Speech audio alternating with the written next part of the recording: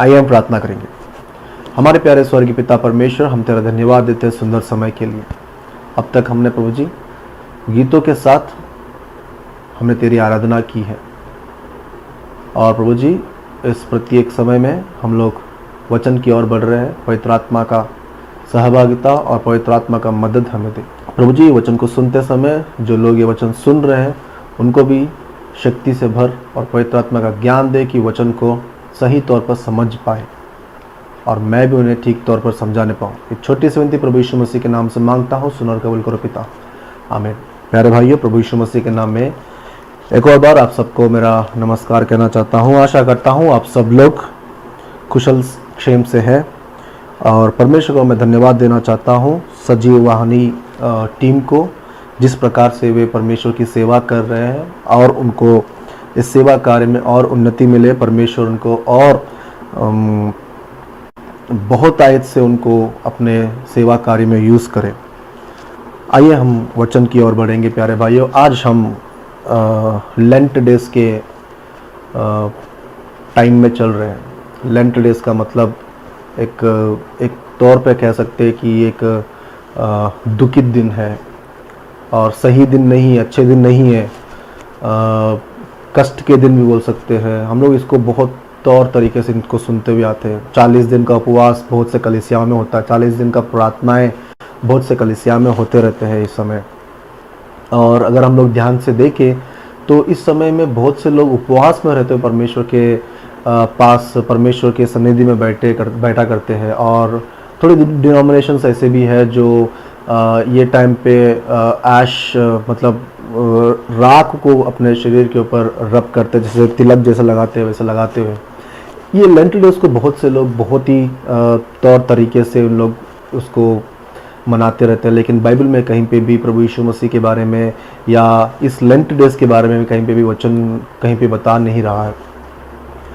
वचन अगर हम लोग पढ़ते हैं, मत्ती रचित सुसमाचार, मरकुस रचित सुसमाचार, लूका रचित सुसमाचार, यूहन्ना रचित सुसमाचार, इनमें कहीं पे भी हमें 40 दिन के बारे में, जो 40 दिन दुखित दिन हमें जीना है, ऐसा कहीं पे भी लिखा हुआ तो नहीं है।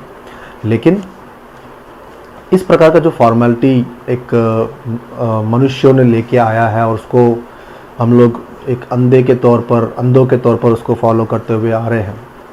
लेकिन एक बात मैं यहाँ पे कहना चाहता हूँ, जो फॉर्मेलिटी आज हमारे पूर्वजों ने लेके आया है उसको हम लोग एक हिसाब से सही में अगर इस्तेमाल करेंगे तो परमेश्वर में और विश्वास में और हम लोग और आगे बढ़ सकते हैं।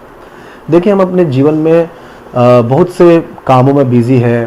जैसे हम लोग ऑफिस को जाते हैं, या कोई लोग बिजनेस को जाते हैं, घर में लेडीज़ है जो बच्चों को ये खाना पकाने के कामों में, कपड़े धोने के कामों में, इन सब के कामों में बिजी रहते हैं। और अगर हम कहना चाहते हैं तो ये 40 दिन एक फॉर्मेलिटी है कि हर एक फैमिली चर्च, जो भी नियरेस्ट चर्च में है, वो वहाँ पे जाते हैं और वर्शिप्स में अटेंड करते हैं।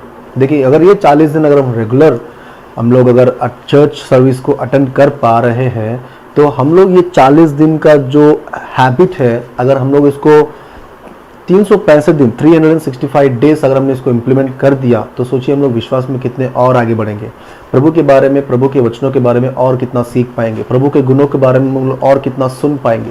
जब हम लोग सुनेंगे तो विश्वास हमारा बढ़ेगा, और सुनना भी परमेश्वर के वचनों से है। सो ये जो फॉर्मेलिटी है इसको गलत हिसाब से ना लेते हुए या परमेश्वर के विरुद्ध के कामों को ना करते हुए, ये 40 दिनों को हम लोग और अच्छी तरह से यूज़ करके प्रभु के और समीप हम लोग आने का प्रयत्न कर सकते हैं। प्यारे भाइयों, वचन से बढ़ने से पहले मैं और एक थोड़ी बातें आप लोगों से बताना चाहता हूँ। हम लोग कभी भी प्रार्थना करते समय 2 चीज़ों के बारे में बहुत इंपॉर्टेंस देते हुए प्रार्थना करते हैं। पहला एक है कि हमारे जीवन में किसी प्रकार का आशीर्वाद अगर नहीं है, कोई प्रकार का ब्लेसिंग्स हमारे जीवन में नहीं है, तो हम लोग वो ब्लेसिंग्स के लिए प्रार्थना करते हैं। जैसे बच्चों की शादी हो गई, या पढ़ाई हो गया, या जॉब हो गया, या घर हो गया, या कोई डेट्स हो गए, किसी प्रकार के अगर कोर्ट्स के प्रॉब्लम है, हस्बैंड एंड वाइफ के प्रॉब्लम्स है, इन सब चीज़ों में से परमेश्वर हमें मुक्ति दे। तो इन चीज़ों से हम लोग परमेश्वर के पास प्रार्थना करते हैं, प्रभु जी मेरे बच्चों को समय पे शादी हो जानी चाहिए, मेरे बच्चों को समय पे जॉब आ जाना चाहिए, मेरे बच्चों को शादी होने के बाद सही टाइम पे बच्चे पैदा होने चाहिए, या मेरे मेरे बच्चों को सही टाइम पे सेटल हो जाना चाहिए। इस प्रकार के हम लोग बहुत से प्लानिंग्स हम लोग परमेश्वर के पास करते हुए, और इनको हम लोग जब पूछते हैं ना, तो हम लोग सही समय के लिए पूछते हैं कि जैसे ही मतलब अगर जॉब करने वाला कोई अगर बंदा है, कोई जवान है, तो 25 साल में उसको जॉब लग जानी चाहिए। या शादी करने का कोई मतलब है फैमिली, जैसा कोई लड़का या लड़की है, उसको सही टाइम पे शादी हो जानी चाहिए, सही टाइम पे बच्चे पैदा हो जाने चाहिए, सही टाइम पे बच्चे हेल्दी भी होने चाहिए। इस प्रकार के हम लोग बहुत से प्लानिंग हम लोग हमारे जीवन में करते रहते हैं। आज मैं आप लोगों से पूछना चाहता हूँ, जिस प्रकार का सही टाइम पे हम लोग परमेश्वर के आशीर्वादों को हम लोग पूछते हैं, परमेश्वर मेरा बेटा इस प्रकार सही टाइम पे सेटल हो जाना चाहिए, इस प्रकार के जो बातों को हम लोग सही टाइम पे हम लोग पूछते हैं, क्या उस सही टाइम को हम लोग परमेश्वर के पास बिना कुछ एक्सपेक्टेशंस रखते हुए बिता पा रहे हैं क्या? जैसे आराधना का समय हो गया, जैसे संडे वर्शिप्स का समय रहता है 11 बजे, तो हम लोग क्या सही टाइम पे वर्शिप को पहुंच पा रहे हैं? हम लोग ऑफिस में अगर समझ लीजिए ऑफिस में बॉस ने बिठा दिया हमको, 1 घंटा लेट बैठ जा, कुछ काम ज़्यादा दे दिया, तो हम लोग सब कुछ मतलब काम को छोड़कर हर प्रकार के माइंडसेट को बनाकर हम लोग अपने कामों को करते हैं, क्योंकि बॉस ने बताया। अगर बॉस का काम नहीं किया तो वो जॉब में से निकाल देगा। हम में से बहुत से लोग ऐसे हैं जो आराधना का अगर एक भी 10-15 मिनट भी लेट हो गया तो वो इतना मतलब आयरेट हो जाता है या इतना परेशान हो जाता है कि जब समय में प्रार्थना को स्टार्ट करते हो तो समय को प्रार्थना क्यों नहीं आप एंड कर देते हो। इस प्रकार के बहुत से हम लोग कंप्लेंट सुनते हुए आते हैं। If you are expecting blessings in a right time, God is also expecting you to be in his presence in a right time. अगर आप परमेश्वर से सही टाइम पे ब्लेसिंग्स का एक्सपेक्टेशन जिस प्रकार करते हो, तो परमेश्वर भी आपसे एक्सपेक्टेशंस रखता है कि आप भी परमेश्वर के समीप, परमेश्वर के सन्निधि में, परमेश्वर के आराधना के स्थल में, चर्च में आप भी सही समय पे आइए, सही समय पे आइए। ऐसे बहुत सी चीज़ है बाइबल में जहाँ पे सही समय पे ना होने के कारण बहुत लोगों ने अपने आप के ब्लेसिंग्स को परमेश्वर के पास से ना पाए हैं। प्यारे भाइयों, आज हम लोग वचन पढ़ेंगे। आज हम लोग, क्योंकि ये जो लेंट के सीजन में हम लोग बहुत से लोग क्रॉस के बारे में सुनते आते हैं, क्रूस के बारे में सुनते आते हैं, तो क्रूस असल है क्या? अगर हम लोग आज के जनरेशन्स में देखते हैं तो क्रिश्चियंस फैमिलीज या क्रिश्चियंस को देखते हैं, जब उनके हाथों में उंगलियों पे एक क्रॉस रहता है, चेन में क्रॉस रहता है। अगर जवानों के पास हम लोग देखते हैं तो टैटूज में भी they actually set up A cross. अगर कार्स को देखते हैं तो कार्स में रेडियम स्टिकर्स रहते हैं क्रॉस का, और घरों में हम लोग देखते हैं तो कहीं पे फोटोज़ रहते हैं या एनिमेटेड बैनर्स रहते हैं जहाँ पे क्रॉस हम दिखते हैं। क्रूस या क्रॉस एक इंस्ट्रूमेंट हो गया है या एक ऐसा साधन हो गया है, ये एक ईसाई को दर्शाता है। अगर आप किसी से भी पूछ लीजिए, अगर किसी के गले में या किसी के हाथ में क्रॉस का कुछ निशान दिख गया तो वो 100% पूछेगा आप क्रिश्चियन हो। अगर वहाँ पे वो पूछेंगे भी नहीं तो जो सामने वाला देख रहा है वो समझ जाएगा कि हाँ ये क्रिश्चियन है बोल के। लेकिन असल में क्रूस है क्या? क्रूस उस समयों में किस लिए यूज करते थे?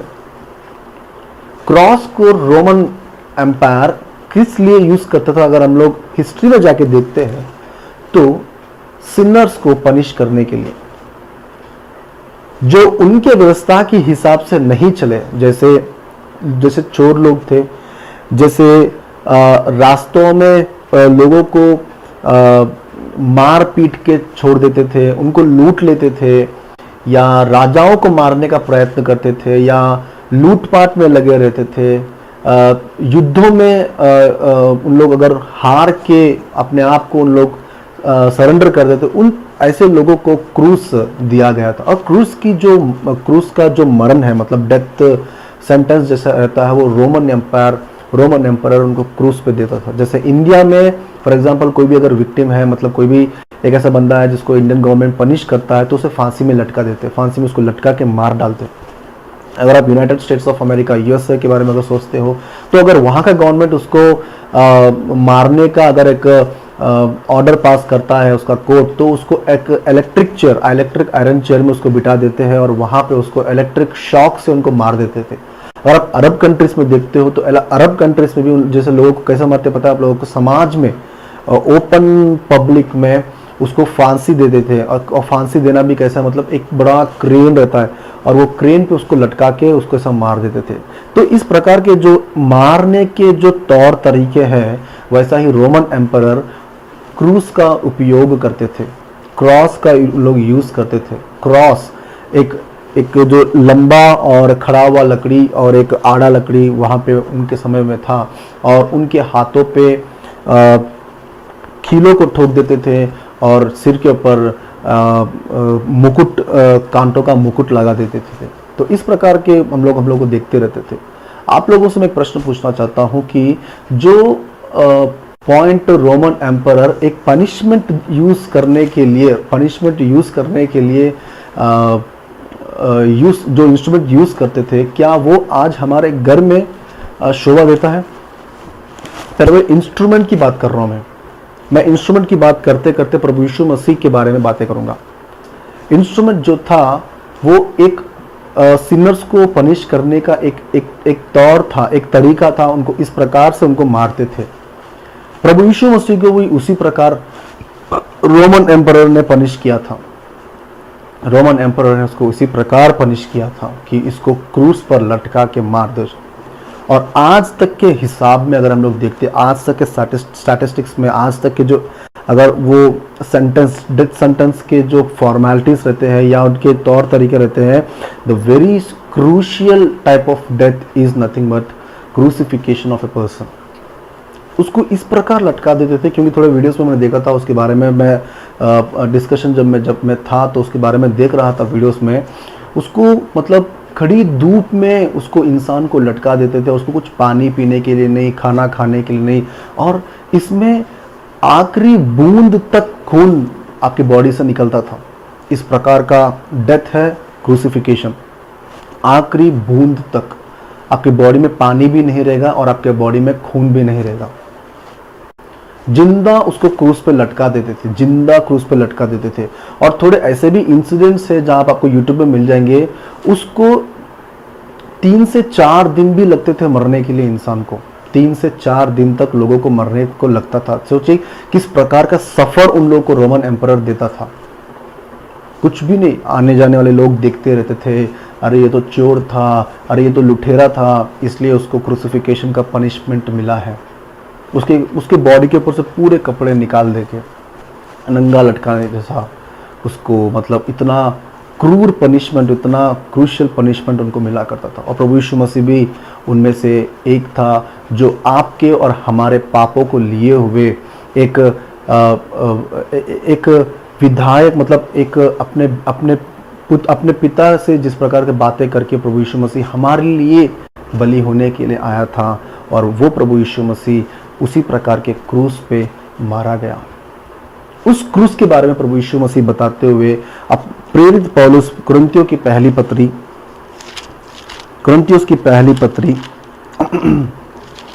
पहला अध्याय 17वें वचन से मैं पढ़ना चाहता हूं। देखिए कुरिन्थियों की पहली पत्री पहला अध्याय 17वें वचन से, क्योंकि मसीह ने मुझे बपतिस्मा देने के लिए नहीं वरन सुसमाचार सुनाने के लिए भेजा है, और यह भी शब्दों का ज्ञान के अनुसार नहीं, ऐसा ना हो कि मसीह का क्रूस व्यर्थ ठहरे। मसीह का क्रूस व्यर्थ ठहरे।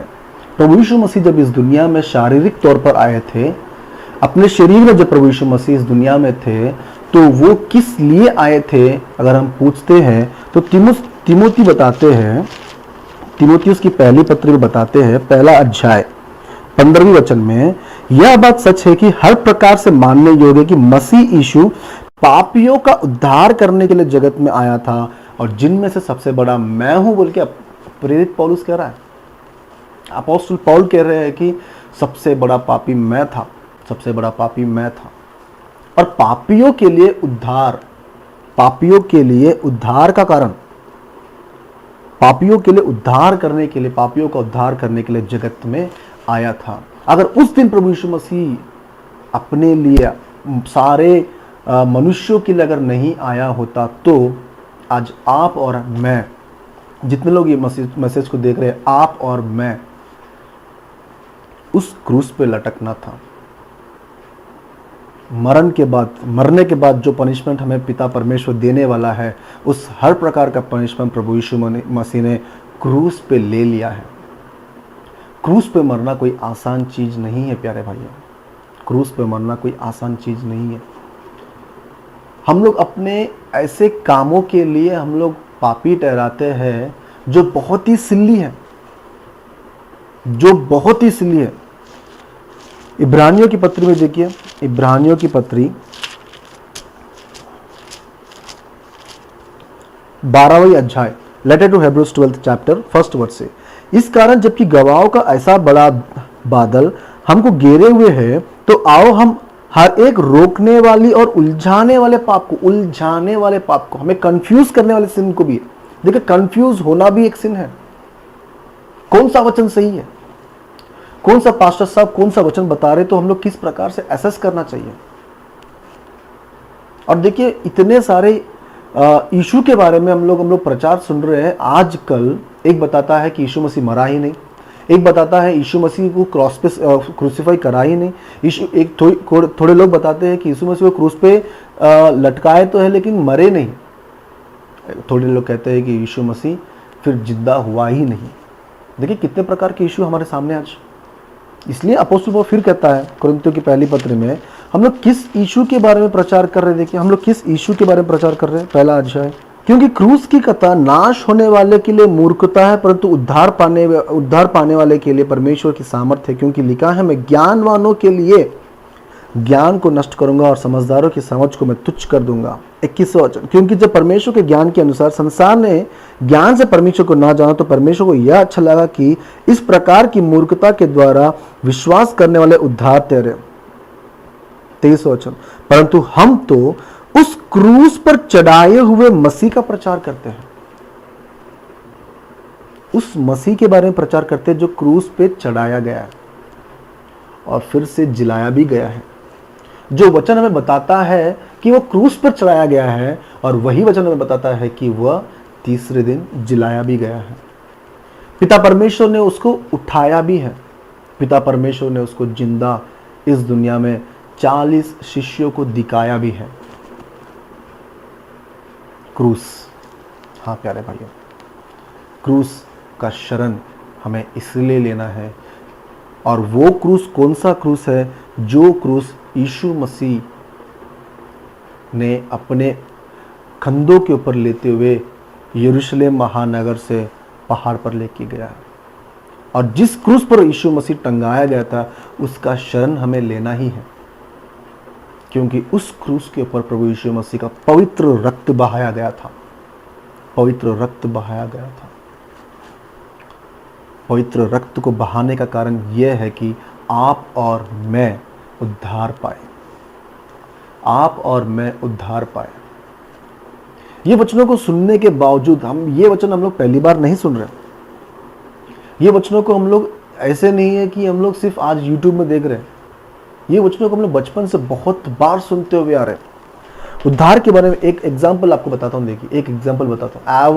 एवरेज में अगर हम लोग लेते हैं तो हमने अब तक अप्रॉक्सीमेटली, मैंने एक बार कैलकुलेशन किया था मेरे चर्च के बारे में, अप्रॉक्सीमेटली मेरे चर्च में अगर मैं लेता हूँ 100 लोग आते हैं, तो 0 से 20 तक के एज के अगर जो रहते हैं वो अगर वो 20 लोग रहेंगे, तो 20 से लेके 40 तक के और 20 लोग रहेंगे, 40 से लेके 60 तक के जो लोग रहेंगे और वो 20 लोग रहेंगे, मतलब 60 हो गया।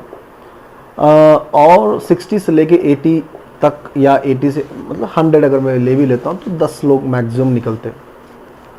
तो अगर मैं हिसाब में अगर एवरेज भी अगर लेता हूँ तो 25 से 30 साल is the average years. Average years को अगर हम लोग कैलकुलेट करते हैं तो एक साल में 52 संडेज रहते, 52 संडेज।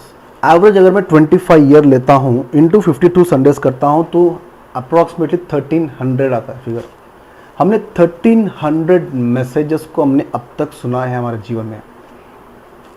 अगर आपके चर्चेस में वेडनेसडे बाइबल स्टडीज भी होता है तो वेडनेसडेज भी कितने रहेंगे, वो भी अप्रॉक्सीमेट 52। तो वही 25 इंटू 52 मतलब 1300 प्लस 1300 संडेज, 2600 सरमन सुने हमने।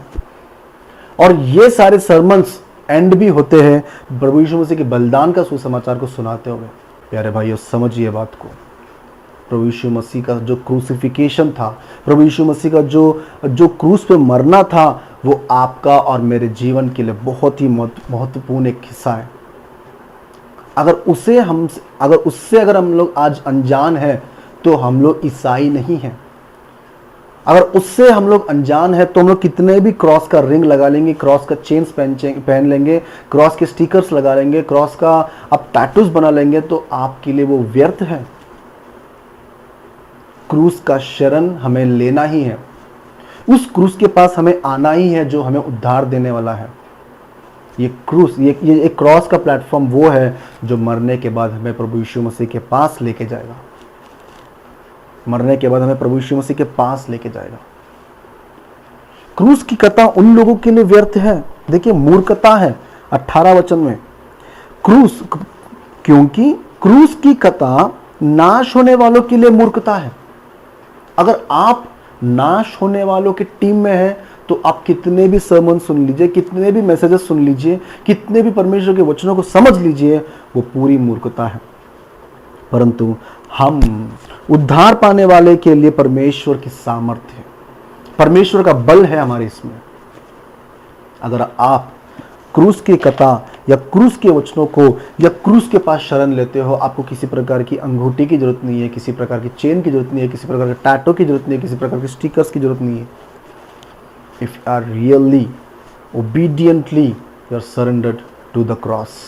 इसलिए अपने जुआओं को लेके चलो, बता रहा है मत्ती रचित सुसमाचार 11वीं अध्याय 28वां वचन, Matthew gospel 11th chapter 28th word. हे सब परिश्रम करने वालों और बोझ से दबे हुए लोगों, मेरे पास आओ, मैं तुम्हें विश्राम दूंगा।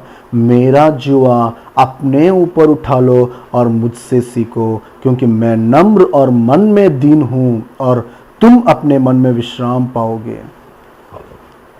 हमारे जो लाइफ्स है, इतने टेंशनड लाइफ्स है ना, हर एक के घर में पूछोगे ना तो हर एक के घर में 10 से 15 टेंशन तो मिल ही जाएंगे।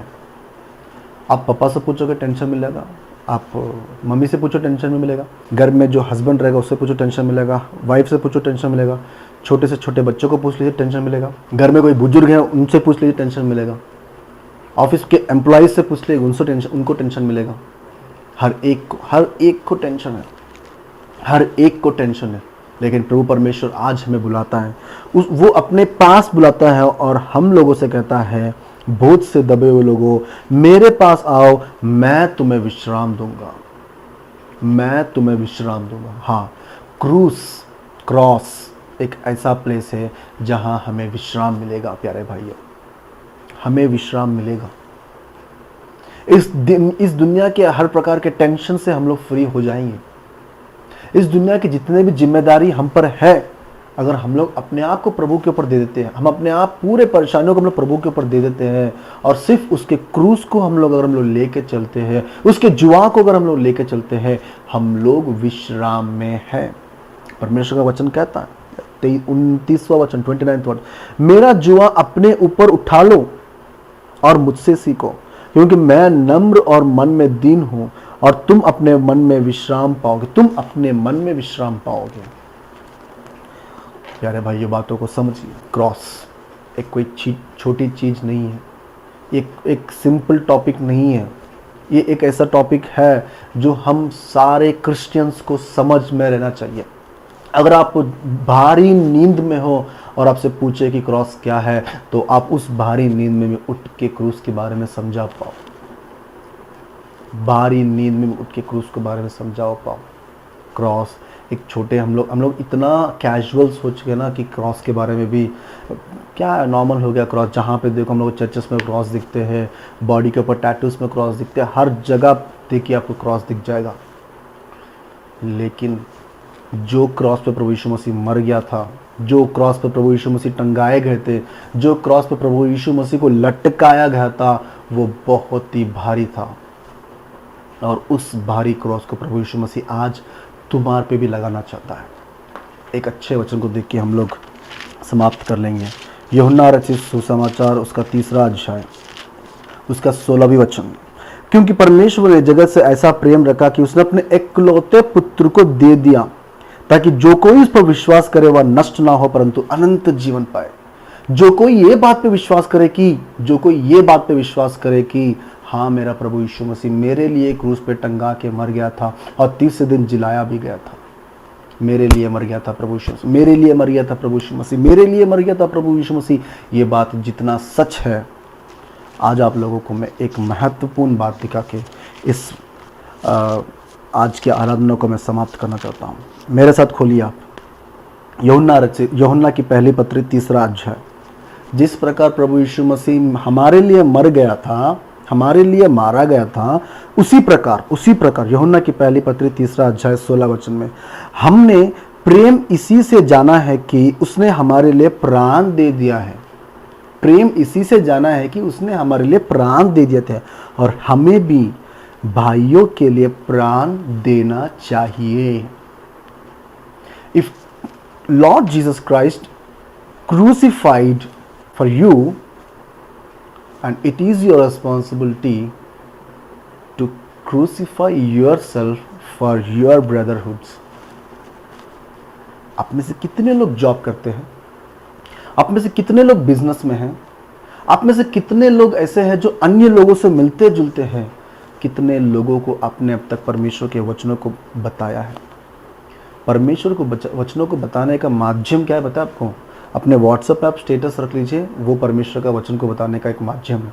फेसबुक यूज़ करते हो, फेसबुक में अपने आप डेली आप एक वर्ड को डालिए और अपने सारे फ्रेंड्स को टैग कर दीजिए, वचन बताने का एक और माध्यम है। प्यारे भाइयों, हमें काम करना है और इतना काम करना है और इतना फसल बाकी है काटने के लिए, मजदूरों की कमी हो गई है। हर जगह देखिए हमें मजदूर तो दिख रहे हैं, लेकिन परमेश्वर के इच्छुक, परमेश्वर के मन में जो मन के पास वाले मजदूर हमें नहीं मिल रहे। सब लोग अपने नाम के लिए, सब लोग अपने कमाई के लिए, सब लोग अपने कलीसिया के लिए, हम लोग पैसों के लिए काम कर रहे हैं, लेकिन परमेश्वर के लिए काम करने वाले बहुत से कम लोग हैं। परमेश्वर के लिए काम करने वाले बहुत से कम लोग हैं।